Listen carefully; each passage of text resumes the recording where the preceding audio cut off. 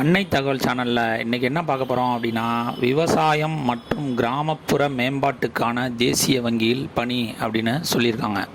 National bank for agriculture and rural development NABARD பேங்கில் பணி அப்படின்னு சொல்லியிருக்காங்க. பிளேஸ் ஆஃப் போஸ்டிங் எங்கே அப்படின்னா ஆல் ஓவர் இந்தியாவில் அப்படின்னு சொல்லியிருக்காங்க.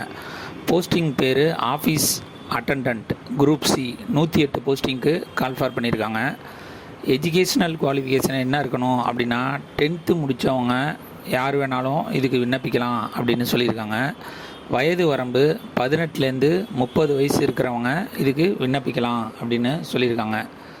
சேலரி எவ்வளோ அப்படின்னா 35,000 அப்படின்னு சொல்லியிருக்காங்க. ஏஜ் ரிலாக்ஸேஷன் யார் யாருக்கெல்லாம் கொடுக்குறாங்க அப்படின்னா எஸ்சி எஸ்டி கேண்டிடேட்டாக இருந்தாங்க அப்படின்னா அவங்களுக்கு 5 years ஏஜ் ரிலாக்ஸேஷன் உண்டு அப்படின்னு சொல்லியிருக்காங்க. ஓபிசி கேண்டிடேட்டாக இருந்தாங்க அப்படின்னா அவங்களுக்கு 3 years ஏஜ் ரிலாக்ஸேஷன் கொடுக்குறோம் அப்படின்னு சொல்லியிருக்காங்க. இதை தவிர ஃபிசிக்கலி சேலஞ்சு ஜென்ரல் மற்றும் எக்கனாமிக்கலி வீக்கர் செக்ஷன் கேண்டிடேட்டாக இருந்தாங்க அப்படின்னா அவங்களுக்கு 10 வருஷம் ஏஜ் ரிலாக்ஸேஷன் கொடுக்குறாங்க.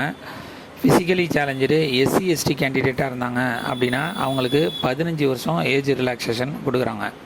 இதை தவிர ஃபிசிக்கலி சேலஞ்சு ஓபிசி கேண்டிடேட்டாக இருந்தாங்க அப்படின்னா அவங்களுக்கு 13 வருஷம் ஏஜ் ரிலாக்ஸேஷன் கொடுக்குறோம் அப்படின்னு சொல்லியிருக்காங்க.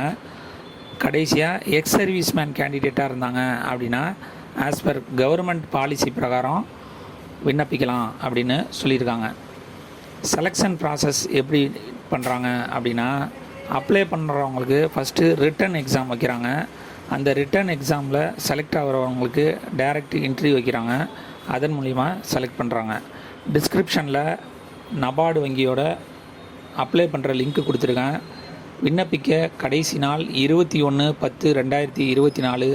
விண்ணப்பித்து வெற்றி பெற்று பணியில் சேருக. நன்றி, வணக்கம்.